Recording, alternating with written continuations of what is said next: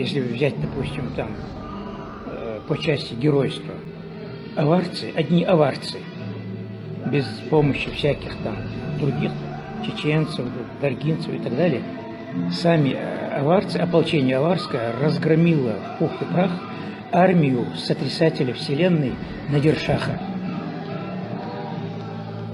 Вот. Это доказывает о силе духа и мощи аварского народа. Потом на протяжении всей истории нашей, во время Первой Кавказской войны, всегда и в войсках Шамиля вместе с чеченцами и последующих наших восстаниях чеченских,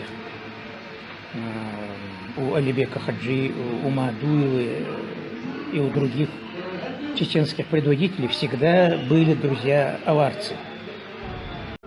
Вот. Имам Шамиль – это великий герой. Кто бы что бы ни говорил, 25 лет притворяться, быть шпионом, притворяться, такое не бывает.